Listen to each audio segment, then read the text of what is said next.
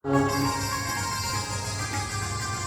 तपस्वियों को कष्ट देने वाले असुरों को, संत ब्राह्मण धरती को कष्ट देने वाले असुरों को, देवताओं को सताने वाले इन असुरों को मैं समाप्त करूंगा, सबको समाप्त कर दूंगा, ऐसा भगवान ने वचन दिया, प्रण किया।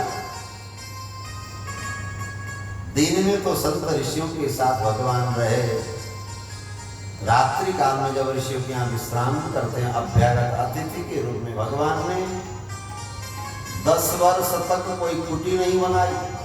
दंडकारण्य में पर्णकुटी पंचवटी में जो बनी वो 10 वर्ष के बाद बनी। इतने ऋषि महर्षि दंडकारण्य में 10 वर्ष पर्यंत उन ऋषियों के आश्रम में ही रहे और एक ऋषि के यहाँ दोबारा रहे भी नहीं। एक सुतीक्ष्ण जी हैं जिनके यहाँ महाराज दोबारा गए नहीं, तो बाकी किसी के यहाँ दोबारा नहीं गए। इतने ऋषि हैं दंडकारण्य में, 10 वर्ष पर्यंत भगवान अभ्यागत के रूप में ऋषियों के आश्रम में रहना था। रात्रि काल में भगवती माँ जानकी जी पाद संवाहन करते, चरण सेवा करते। आज चरण सेवा करते करते माँ जानकी जी की आंखों से आंसू टपक पड़ा है भगवान के श्री चरणों में। अरे इतने वर्ष बीत गए, माँ जानकी बड़ी प्रसन्न से है। और आज क्या हुआ? भगवान ने पूछा, सीते तुम्हें कोई कष्ट है क्या? अयोध्या की याद आ रही है, माँ की याद आ रही है, या कोई कष्ट हो रहा है? तुम्हारे आंखों से गर्म आंसू? भगवान ने बड़े प्रेम से पूछा। माँ जानकी कहते हैं, प्रभु प्रियतम, मुझे आपके चरणों में आपके साथ में रह करके मुझे किसी प्रकार का कष्ट नहीं। न मैं अयोध्या जी को याद कर रही, न मैं जनकपुर को याद कर रही, न मैं माँ को याद कर रही। फिर ये आंसू कैसे? ये कष्ट के आंसू? माँ सीता जी कहते हैं, हृदया स्निग्धया वाचा भर्तारं इदम अब्रवीत। हृदय से प्रेम करते हैं मधुर वाणी में अपने प्रियतम भगवान श्री राम से माँ सीता जी कहने लगे, हे रघुनंदन, हे स्वामी, जीव के अंदर अधर्म जब प्रवेश करता है तो जीव को पता नहीं चलता।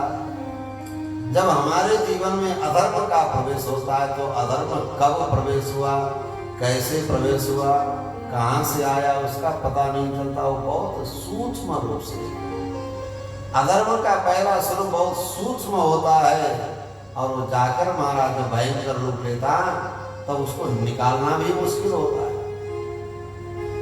दुर्योधन कहता है, दुर्योधन को कहा गया तुम अधर्मी हो, तुमने धर्म छोड़ दिया है। तो कहता है क्या? बिल्कुल सत्य है, धर्म अधर्म को मैं दोनों जानता हूं। अधर्म का स्वरूप बड़ा होने के बाद जीवन से निकालना मुश्किल हो जाता है। जब तक छोटा हो तब तक निकालते कोई बात नहीं, पीड़ा भी नहीं होगी। घाव छोटा हो उसी समय उपचार लग जाए कोई दिक्कत नहीं हो, बहुत बड़ा हो जाएगा तो मुश्किल हो जाएगा। तो अधर्म का स्वरूप बहुत छोटा होता। दुर्योधन कहता, कहते जानामि धर्मम न च मे प्रवृत्ति, मैं धर्म को भी जानता हूं पर मुझे धर्म में प्रवृत्ति नहीं है। कहते जानाम्य धर्मम, मैं अधर्म को भी जानता हूं पर मैं अधर्म से निवृत्त नहीं हो पाता, मैं अधर्म को छोड़ नहीं सकता, धर्म को जानकर धर्म में प्रवृत्त हो नहीं सकता। तो आज के समय में ऐसे बहुत हैं जो धर्म को भी जानते हैं, अधर्म को भी जानते हैं, जानते हुए वो धर्म का पालन कर नहीं सकते, जानते हुए अधर्म का परित्याग नहीं कर सकते। भगवान कहते हैं, भैया तुम अधर्म का परित्याग नहीं कर सकते, कोई बात नहीं, लेकिन मैं तो तुम्हारा परित्याग कर सकता हूं। तुम अधर्म का परित्याग नहीं करोगे, मैं तो कर सकता हूं ना। तो फिर भगवान उसका परित्याग कर देते हैं जो अधर्म का परित्याग नहीं कर सकता, और जिसने अधर्म का परित्याग किया भगवान उसी को स्वीकार करते हैं। ये दुर्योधन की प्रवृत्ति है, धर्म को जान करके भी पालन न करना, अधर्म को जान करके भी उसको छोड़ना न छोड़ना, छोड़ न पाना। तो अंत में दुर्योधन का विनाश हुआ। सपरिवार सपरिकर, उसी तरह जो जान करके धर्म का पालन नहीं करते, जानते हो धर्म का परित्याग नहीं करते, उसका विनाश संभव है। आज माँ जानकी जी कहते कि हे स्वामी ने, अधर्म का स्वरूप बहुत सूक्ष्म होता है, कब और कैसे प्रवेश करता है पता नहीं चलता। अधर्मम तो सुसूक्ष्मेण विधिना प्राप्यते मां, निवृत्ते न च शक्यो हम व्यसनात् कामजादय। और वो अधर्म जब व्यसन में परिणत हो जाता है, आदत में परिणत हो जाता है, फिर उसका परित्याग करना मुश्किल हो जाता है, उसको निकालना मुश्किल हो जाता है। इसलिए हे नाथ, मुझे लगता है कि आपके अंदर में सूक्ष्म रूप से अधर्म ने प्रवेश किया है। हे नाथ, ऐसा मत समझना कि मैं आपको शिक्षा दे रही हूं, ऐसा मत समझना, मैं तो केवल आपको स्मरण करा रही हूं, क्योंकि आपसे बहुत प्रेम करती हूं। अत्यंत प्रेम होने से मन में अनिष्ट की आशंका भी होती है। अगर 3 दोष अंदर आ जाएं, जीवन में 3 दोष आ जाएं, तो जीव के पतन होने में महाराज विलंब नहीं लगता है। उसमें प्रथम दोष है झूठ बोलना। तब तक जीव व्यक्ति भरोसा करता जब तक वो झूठ नहीं बोलता। झूठ बोलना प्रारंभ कर दिया तो भरोसा खत्म। व्यवहार चलेगा क्या? नहीं चलेगा। अरे नहीं, उसके साथ व्यवहार नहीं, वो बहुत झूठ बोलता है। जिस दिन उसने मिथ्या वाक्य प्रारंभ किया, उसका पतन प्रारंभ हुआ। ये पहला दोष है। इससे बड़े 2 और अपराध है। मां जानकी जी कहते हैं, मिथ्या वाक्यम तो परमम तस्माद् गुरुतरौ भव। और बड़े कौन है? कहेंगे परदाराभिगमनम। परदारागमन ये बहुत बड़ा दोष है। और तीसरा है बिना वैरम च रौद्रता, अकारण किसी से बैर ठान लेना, बैर मोल लेना। तो हे रघुनंदन, आप तो सदैव सत्य बोलने वाले, मिथ्या वाक्य तो आप स्वप्न में भी नहीं। परदारागमन आप उसको स्वप्न में भी नहीं सोच सकते। ये दोनों तो आपके अंदर नहीं है। पर हमें लगता है कि तीसरा जो दोष है, अकारण किसी से बैर ठान लेना, ये दोष आपके अंदर प्रवेश कर रहा है। क्यों? ये कि आपने आज ऋषि महर्षियों के बीच में संकल्प किया, प्रण किया, सारे असुरों को मैं समाप्त करूंगा।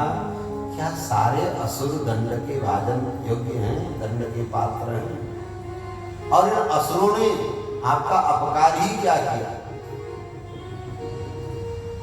आपने अकारण ही तो आखिर जो है आपने बैर मोल ली। और क्या सभी राक्षस क्या दंड के ही भाजन हैं? ये तीसरा जो दोष है हमारा, तृतीयम यदिदम रौद्रम परप्राणाभिहिंसनम निर्वैरम क्रियते मोहा तत्सते समुपस्थितम। ये परप्राणाभिहिंसन, क्या दूसरों का वध करना, क्या ये दोष नहीं है? किसी की हत्या करना, क्या ये दोष नहीं है? और आपने ऐसा प्रण लिया कि सबको समाप्त कर दूंगा। तो इसलिए हमें लगता है कि रघुनंदन आप तपस्वी वेश में आए हैं। आप ऋषियों के आचरण करने के लिए मां ने आपको तपस्वी वेश में भेजा। और आपके सामने उन ऋषियों ने कहा कि हे रघुनंदन, हम किसी को दंड नहीं देते, निस्त दंडा वयम राजन। और जब तपस्वी का धर्म दंड नहीं देना है, तो आप वध करने का प्रण कैसे कर सकते? कहीं आपके अंदर दोष तो नहीं आया? हमें लगता है रघुनंदन, आपने जो धनुष बाण धारण कर रखा है, ले रखा है साथ में, इसका दोष है। क्योंकि मां ने आपको तपस्वी वेश में जाने को कहा था। तो क्या कोई तपस्वी धनुष बाण लेके चलता है? यानी कोई साधु महात्मा कोई पिस्टल लेके चलता है? लेकिन कलयुग में तो चलते। अगर उनके पास गोली बार में पिस्टल न हो तो कैसा साधु, कैसा मठा दे? 2-4 तो होना ही चाहिए। माँ सीता जी कहती क्या तपस्वी का धर्म है अस्त्र शस्त्र लेके चलना? क्या ऋषियों का स्वरूप है?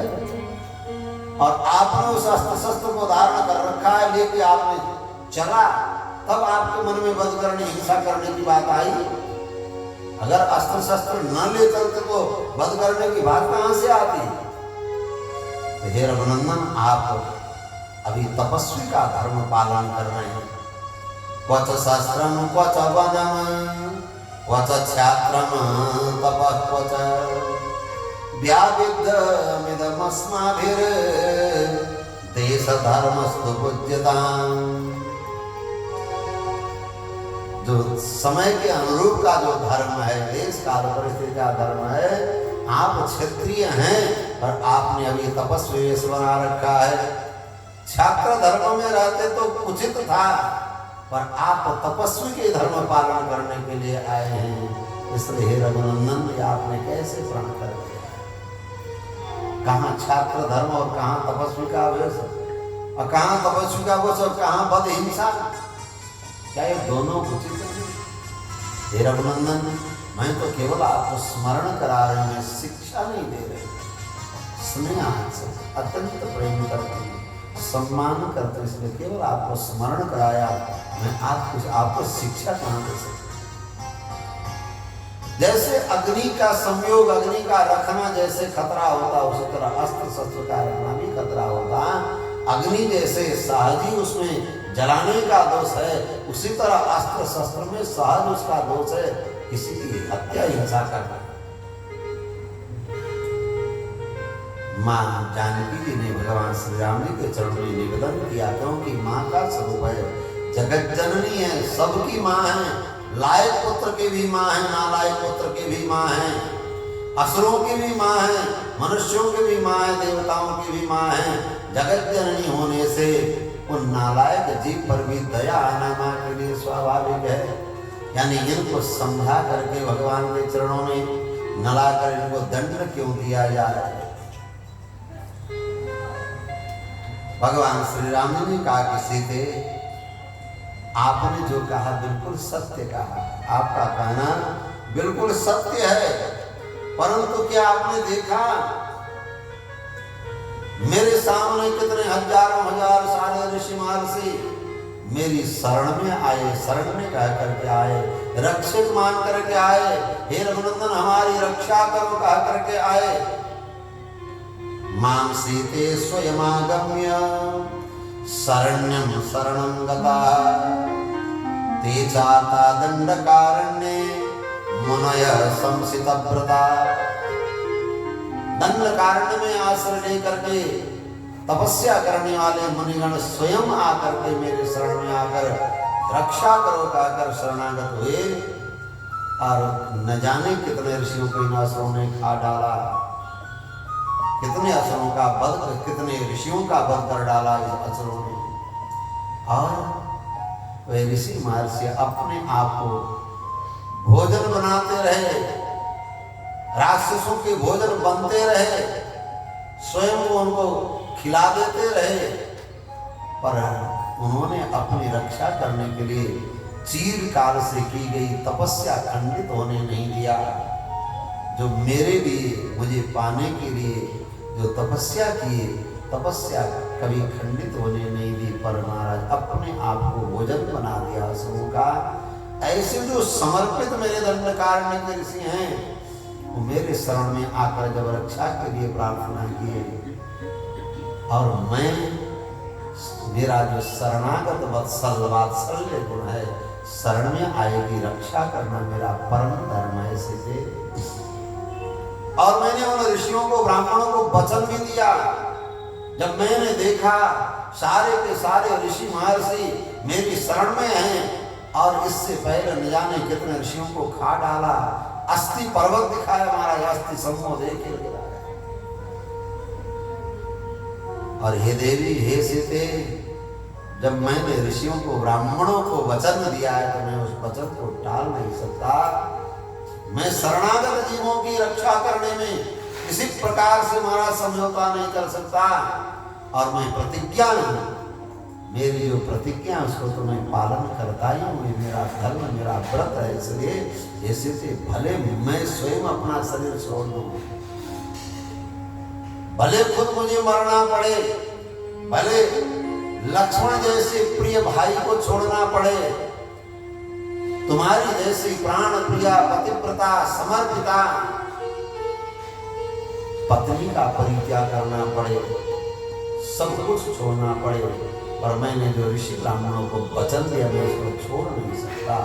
यानी भगवान अपने धर्म में कितने दृढ़, भगवान शरणागत वत्सल हैं। मेरी शरण में जो कोई आकर के शरण में आकर प्रार्थना करता है रक्षा के लिए, तो मैं उसकी रक्षा करता हूँ। इसलिए भगवान ने कहा महाराज, कोटि विप्रवद लागहि जाओ, कोटि विप्रवद लागहि जाई, आये शरण तजौ नहि ताहू, आये शरण तजौ नहि ताहू, कोटि विप्रवद लागहि जाओ, कोटि विप्रवद लागहि जाओ, आये शरण तजौ नहि ताहू, आये शरण तजौ नहि ताहू।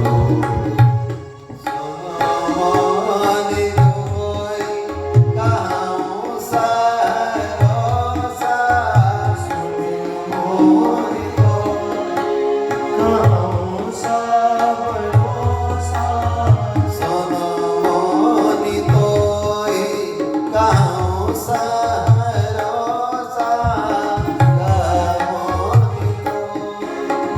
कहौं सबरोसा, भजहि जे मोहि तज सकल भरोसा, भजहि जे मोहि तज सकल भरोसा, भरऊं सदा दीन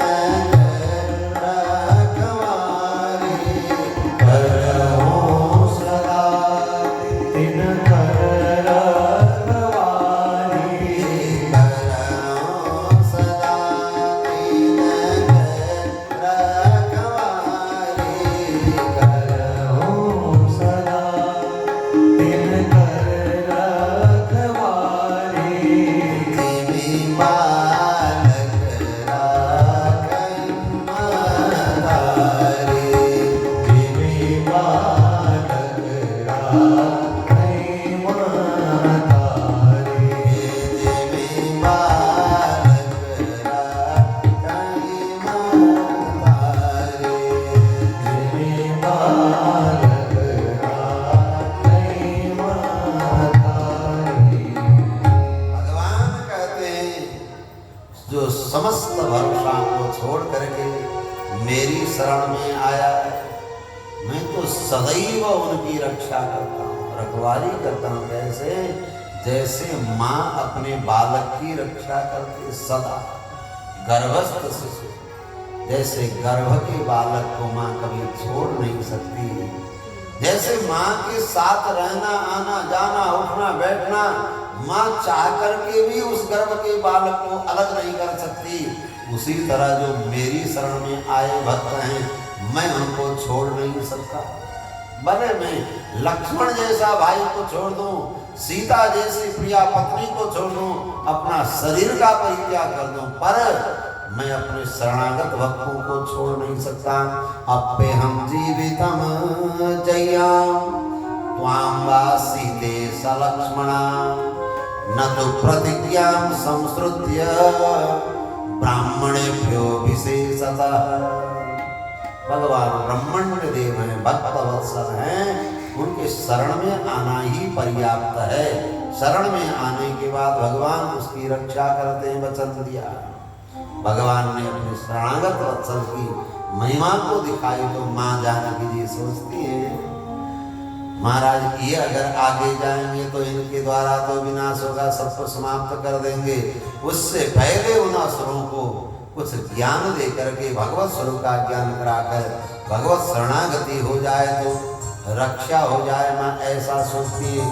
उन असुरों के प्रति भी महाराज हित चिंता करती है। भगवान वहां से आगे बढ़े महाराज। आगे राम लखन बने पाछे, आगे राम लखन बने पाछे, मुनिवर बेश विराजत काछे, मुनिवर बेश विराजत काछे, उभय बीच श्री सोहत कैसी, उभय बीच श्री सोहत कैसी, उभय बीच श्री सोहत कैसी, उभय बीच श्री सोहत कैसी, ब्रह्म जीव बिच माया जैसी, ब्रह्म जीव बिच माया जैसी। भगवान राम जी आगे, लक्ष्मण जी पीछे, दोनों के बीच में भगवती माँ जानकी सीता महारानी है। कहते कि ब्रह्म और जीव के बीच की माया प्रकृति लक्ष्मी जैसे आज भगवान का वो स्वरूप जो प्रणव का अर्थ आपको निवेदन किया था। प्रणव में अकार पहले है, उकार बीच में है, मकार बाद में है, अ उ म उसी तरह अकार भगवान राम जी, उकार भगवती सीता जी और मकार श्री लक्ष्मण जी। ये महाराज पूर्ण स्वरूप मेरे भगवान आगे मुनिवर वेश में आगे चलते हैं। अगस्त्य आश्रम में गए, अगस्त्य महर्षि का स्वागत पा करके मेरे राम जी वहां से भी आगे बढ़े तो महाराज पंचवटी की ओर निकले। वहां जटायु मिले, बहुत बड़े गृध्रराज, बहुत विशाल शरीर वाले। कहे कि महाराज एक वृक्ष के ऊपर से बड़ा मधुर वाणी में आया। मधुर वाणी में महाराज शब्द सुना, मधुर वाणी में शब्द सुना श्री राम जी ने। हे राम, हे वत्स कहकर बड़े प्यार से पुकारा जटायु ने। कह रही कौन है, ये किसकी आवाज है, ये कौन है महाराज? भगवान श्री राम जी पूछने लगे। भगवान श्री राम जी ने पूछा, लक्ष्मण जी भी देख रहे विशाल शरीर वाला गृध्रराज जटायु। भगवान ने पूछा, मीना तेरा संपक्षिम ब्रुवाणो को भवानी थी तम दृष्टा तो महाभागो वनस्थम राम लक्ष्मण। कहीं राक्षस असुर तो नहीं है? महाराज जटायु ने कहा, हे मेरे राम, हे मेरे वत्स, तुम मुझे अपने आप को पिता, अपने पिता के समान समझो मुझे, मैं तुम्हारे पिता का मित्र हूँ। राम जी को बड़ा आश्चर्य हुआ, हमारे पिताश्री का पराक्रम वैभव इतना कि वन में भी उनके सखा हैं, उनके मित्र हैं, इस घोर दंड कारण्य के अंदर भी मेरे पिता के मित्र हैं और ऐसे स्वरूप वृद्ध हैं। करे पिता के सखा कैसे? महाराज एक मुझे पिता तुल्य जानो राम, वत्स बड़े प्रेम से कहा। भगवान ने जानना चाहा, सतम पितृसखम मत्वा पूजयामास राघवः। पिता का जो सम्मान होना चाहिए था, राम जी ने वही सम्मान जटायु को दिया। और कहे कि अरे आप मेरे पिता के मित्र हैं, पर आज तक हमने अयोध्या जी में आपको देखा नहीं, फिर आप कैसे मित्र हैं? अगर अयोध्या जी में आए गए होते तो मैं पहचान नहीं पाया। जटायु जी ने कहा कि राम, दशरथ जी महाराज मेरे मित्र हैं और जानते हो हमारी जाति गृध्र जाति है, निकृष्ट जाति है, और विधाता ने हमें ऐसे बनाया, हम कहीं बैठते हैं तो बिना मड़राए, बिना घूमे हम बैठ नहीं सकते। और शास्त्र ने कह दिया किसी के ऊपर गृध्र का मड़राना अच्छा नहीं होता। मैंने सोचा मैं अयोध्या जाऊं, मुझे मड़रा के बैठना पड़ेगा घूम करके। अगर महाराज कोई ऐसा न कह दे कि अयोध्या के राजमहल के ऊपर गिद्ध मंडरा रहे, कहीं अमंगल न हो जाए, अमंगल की सूचना न हो, कहीं मेरे मित्र का अमंगल न हो मेरे आने पर बैठने पर, इसलिए मैं चाह करके भी नहीं आ सका वत्स। कहीं मेरे कारण लोग ऐसा न कहें, मेरे मित्र का सदैव मंगल हो, इसलिए मैं तो केवल चिंतन करता रहा, मैं आ न सका। महाराज इस भाव को देखकर भगवान राम जी बड़े प्रसन्न हो गए। लेकिन मित्रता कैसे हुई? श्री जटायु जी महाराज ने बताया अपना परिचय देते हुए, मैं महाराज कश्यप के वंश में, कश्यप के द्वारा उनकी पत्नी ताम्रा के द्वारा ताम्रा की बेटी सुकी, सुकी की नता हुई, नता के बिनता, बिनता के गरुड़ और अरुण दो भाई हुए। गरुड़ जी भगवान के वाहन, भगवान की सेवा में लग गए, अरुण उनके भाई, और मैं अरुण का पुत्र, हम दो भाई जटायु और संपाति। अरुण के पुत्र में से संपाति और जटायु हम दो भाई हैं, और मेरा नाम जटायु है, परिचय दिया। मित्रता कैसे हुई? तो मेरे लाल, एक बार महाराज दशरथ जी देवलोक में युद्ध करने के लिए देवताओं की सहायता के लिए चले गए थे। युद्ध करते करते कारणवश महाराज रथ से गिर पड़े आकाश। रथ से जब गिर पड़े तो मैंने देखा कुछ महाराज कोई तेज कुछ गिर रहा है, ऊपर से आ रहा है। मैंने सोचा कहीं उसका कहीं ऐसा हित न हो, मैं उड़ करके जाकर उनको अपने पंख में रोक लिया, विशाल पंख में। तो देखा वो अयोध्या नरेश चक्रवर्ती सम्राट दशरथ जी महाराज थे। उन्होंने मुझे गले लगाया, अरे मित्र तुम न होते तो शायद मैं आज जीवित न होता, कहाँ गिरता। तुमने मेरे प्राण बचाए, तुमने मेरे प्राण बचाए, और मैं भी कभी तुम्हारे काम में आऊं, याद करना। आज महाराज उस दिन दशरथ जी महाराज ने मुझसे मित्रता करी। राम जी कहते हैं, अरे आपने मेरे पिता का प्राण बचाया। भगवान ने सोचा मैं भी अपने तन मन से आपकी सेवा करूंगा। जटायु ने कहा, हे राम चिंता मत करो। वैसे तो ये दंडकारण्य असुरों के द्वारा बड़ा, असुरों के द्वारा असुरक्षित है। यहाँ अनेक असुर घुमा करते, उनके अड्डा यहीं पर है, महाराज अखाड़ा है। परंतु राम जब तक मैं हूँ चिंता मत करना, आप प्रेम से रहना। हूँ राम जी ने सारी बात सुनाई। महाराज दशरथ जी और वनवास की सारी कथा सुनाई। जटायु भी बड़े दुखी हुए, लेकिन हे राम चिंता मत करो, मैं हूँ, तुम इस दंडकारण्य में बड़े आराम से निवास करो। महाराज जटायु ने आज भरोसा दिया है। भगवान भी सोचते हैं पता नहीं मेरे पिता के प्रभाव जो है कहाँ कहाँ है। और पंचवटी स्थान रहने के लिए बड़ा सुंदर है, बताया आगे। पंचवटी गोदावरी के तट पर गए, कलकल निनादिनी गोदावरी पवित्र नदी, और वो पंचवटी जहाँ 5 बरगद के वृक्ष थे, बड़ा सुंदर स्थान था। भगवान ने गोदावरी के तट पर कहा कि लक्ष्मण सुंदर स्थान देख करके पर्णकुटी तैयार करो। लक्ष्मण जी ने कहा कि मैं तैयार करूं, मुझको ऐसा आदेश दे रहे हैं। हाँ अरे तुम तो बड़े हो, होशियारों, देख करके अच्छी जगह बना लो। लक्ष्मण जी चरण में गिर पड़े, रघुनंदन मैं बड़ा नहीं, भले मैं 100 साल का हो जाऊं, 1000 का भी हो जाऊं, पर मैं तो आपके अधीन हूँ, आपका दास हूँ। आप मुझे जहाँ जैसा बनाओ कह करके आदेश देंगे, आप स्थान दिखा करके मुझे आदेश करें, मैं बनाने को तैयार हूँ। बड़ा होने पर भी महाराज लक्ष्मण जी स्वतंत्र नहीं। यहाँ बताना चाहते जीव सदैव भगवान के अधीन होता, जीव कभी स्वतंत्र नहीं होता। लक्ष्मण जी कहते हैं, परवान अस्मि काकुत्स्थ कोई वर्ष सतम स्थिते स्वयं तो रुचिरे देशे क्रियतामिति मां वद। मैं तो परतंत्र हूँ, आपके अधीन हूँ, आपका दास हूँ। सुंदर स्थान देखकर आप बताओ कि लक्ष्मण यहाँ ऐसा बनाओ तो फिर दास सेवा करे, मैं करूँगा।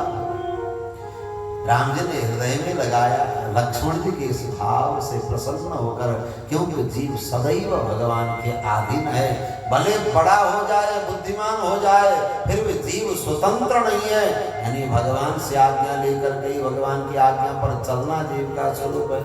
यानी बड़ों की आज्ञा पर चलना ही हमारा स्वरूप है। भले हम बड़े हों, लेकिन जब तक हमसे बड़े हैं उनकी आज्ञा का पालन सदैव करना है। भगवान प्रसन्न हो गए, स्थान बताया।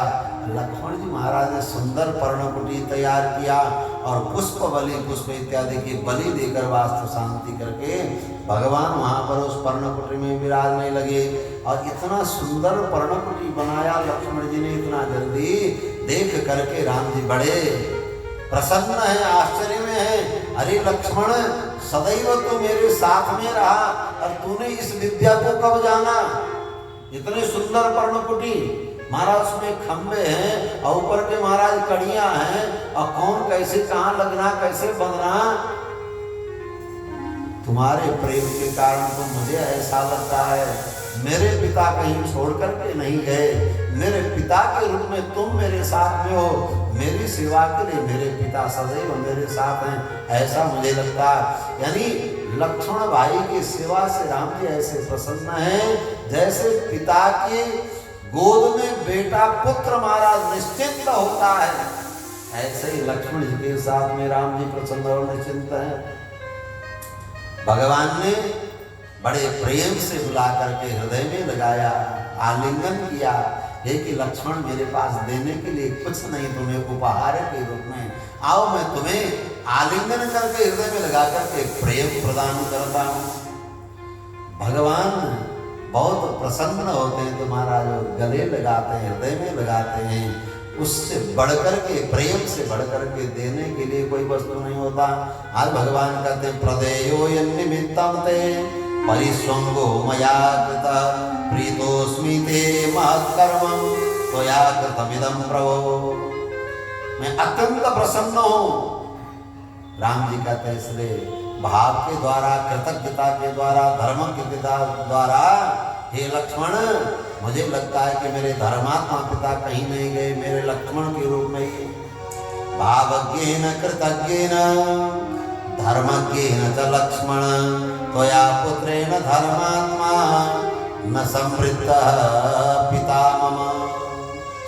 लक्ष्मण जी महाराज को बड़ा आनंद आया भगवान के उस प्रेम में, बड़े आनंद से गोदावरी स्नान पंचवटी रहने लगे। भगवान दंडकारण्य में लगभग भगवान 10 वर्ष से अधिक तो अतिथि के रूप में आश्रम में रहे, और भगवान पहले ही कुछ दिन चित्रकूट में रहे, और पर्णकुटी में भगवान ने कुछ समय व्यतीत किया है। 2 वर्ष से भी अधिक भगवान पर्णकुटी में वहां रहे, गोदावरी में बड़े आनंद के साथ में। और नित्य महाराज गोदावरी स्नान में बैठ करके भगवान कभी कभी भरत जी की कथा सुनाते, भरत चरित्र का स्मरण करते हैं। कभी कोई बात होती है तो कहते भरतस्य कथा, लक्ष्मण भरत की चर्चा। जो जिससे बहुत प्रेम करता है उसकी चर्चा करने में, उसकी बात करने में सुख मिलता है, और व्यक्ति बड़े बड़े दुख को भूल जाता है उस समय। ये लक्ष्मण, ठंडी का महीना है, मेरा भाई भरत नंगे पांव प्रातः काल उठ करके सरयू स्नान करने जाता हो, मेरा भरत संकोची है। भगवान मन में विचार करते, वो तो देख रहे हैं, और भरत लाल जी महाराज की स्थिति वैसे ही है, वो दिन में कहीं नहीं निकलते, सरयू जी भी जाते हैं तो महाराज ब्रह्म मुहूर्त प्रातः काल, जब कोई न जगता उस समय जाते हैं, सबके दृष्टि से बचना चाहते हैं, कहीं ऐसा सुनना न पड़े, देखिए कैकेयी का पुत्र भरत जा रहा है, इसी के कारण राम जी का वनवास हुआ था, कहीं ऐसा सुनना न पड़े। भरत जी महाराज ऐसे ही, मेरा भरत कैसे जो है इस ठंडी में सरयू स्नान करता होगा, लोग उन्हें क्या क्या कहते होंगे। राम जी पर्णकुटी में बैठ करके महाराज भरत जी का चिंतन करते हैं, भरत चिंतन करते हैं, और वहां भी महाराज ऋषि महर्षि सब एकत्रित होकर के भगवान से प्रार्थना करते हैं, भगवान के शरण में है। भगवान राम जी के दंड काल में प्रवेश करने से ऋषि महर्षियों को जो सुख मिला, आनंद मिला, निश्चिंत हो गए। अब हमने अपने आप को राम जी के चरण में सौंप दिया है, सौंप दिया है महाराज। अब हमें कुछ चिंता नहीं है, क्योंकि जीव शरणागत होने के बाद भगवान को अपने आप को सौंप देता, निश्चिंत हो जाता है। जीवन है, जीवन है तेरे हवाले। नहीं है हाँ। इसे प्रभु पग पग तेरे सहारे। मेरा जीवन है तेरे हवाले, इसे प्रभु